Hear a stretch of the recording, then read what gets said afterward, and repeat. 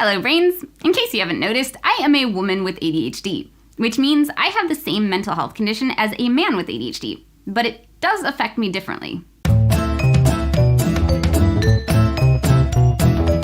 Before I jump into this, I want to point out that in my episode on ADHD and girls, I had a lot of guys in the comments going, wait, I have the girl presentation? There is no girl presentation of ADHD. It's just that we know from research that women, at least cisgendered women, we don't have enough research yet on those who are both neurodiverse and gender diverse, tend to present differently than cis men due to a combination of biological and social factors, and that difference can mean our ADHD doesn't get recognized or treated effectively. Also, some of this may apply regardless of gender because everyone is different.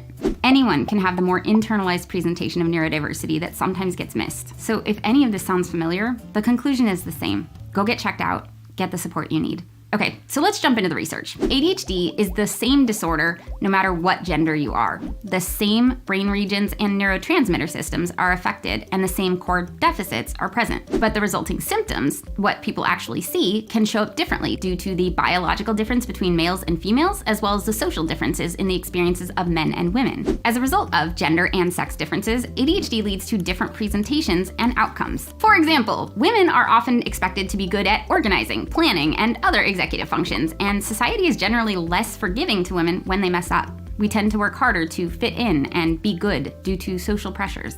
Females with ADHD tend to show more inattentiveness than hyperactivity or impulsiveness, and are more likely than males to develop anxiety, self-esteem issues, and other internalizing problems, while males with ADHD tend to develop more externalizing problems, like rule breaking or aggression, than females do. That's not to say that girls and women with ADHD don't also experience hyperactivity and impulsivity symptoms. We do. Those symptoms are just a little less obvious. They might take the form of racing thoughts, speaking before thinking, talking really quickly,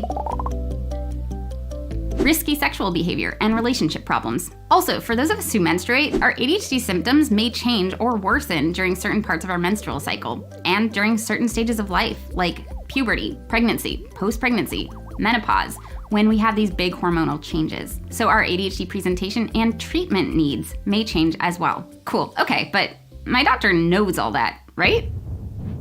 Probably not.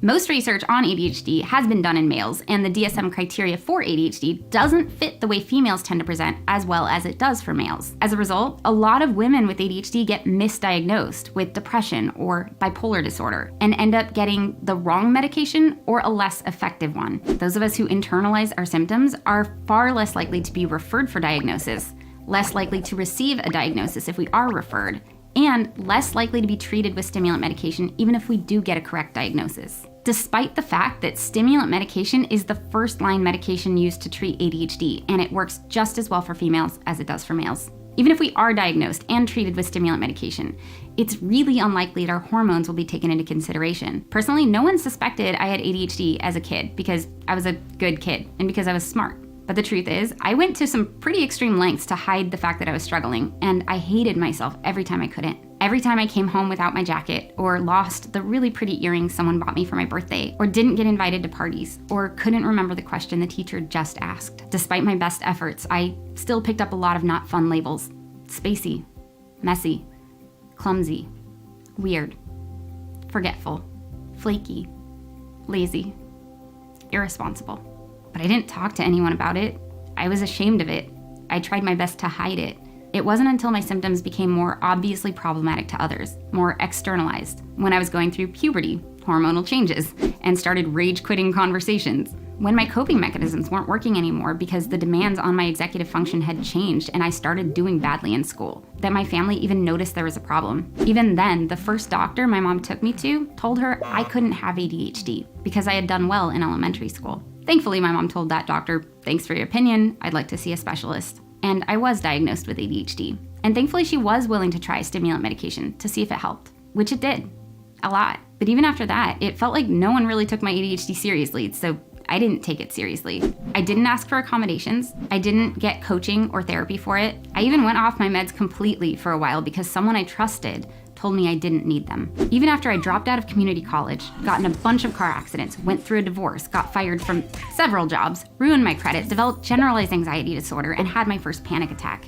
I was actually embarrassed to start this channel because I was so sure that my struggles weren't all that bad, because I was comparing them to what I saw in my brother and my cousin, the symptoms that were more obvious to others. So even once I was diagnosed, I didn't get adequate treatment for my ADHD. I didn't feel like it was even okay to need extra support for my ADHD until my frustration with my struggles got so bad, I literally started a YouTube channel about them. And I hear from a lot of women that say their struggles were either missed completely, misdiagnosed, or that they were treated for other mental health conditions for years or even decades before anyone recognized the underlying ADHD. So what can we do? Educate ourselves and others on how ADHD affects women differently and make sure we're getting the support we need. Here's what we know. ADHD in women is typically more severe than it looks. Symptoms are external manifestations of internal struggles. So if we have a primarily inattentive presentation and we're taught to mask our struggles, we're not going to look as ADHD as we actually are. And this isn't just true for women. Anyone who's faced strong social and cultural pressures to be good is likely to mask and internalize their ADHD symptoms. And this is true for autism as well. We may minimize how much we're struggling. According to research, women tend to underreport their symptoms, while men tend to overreport.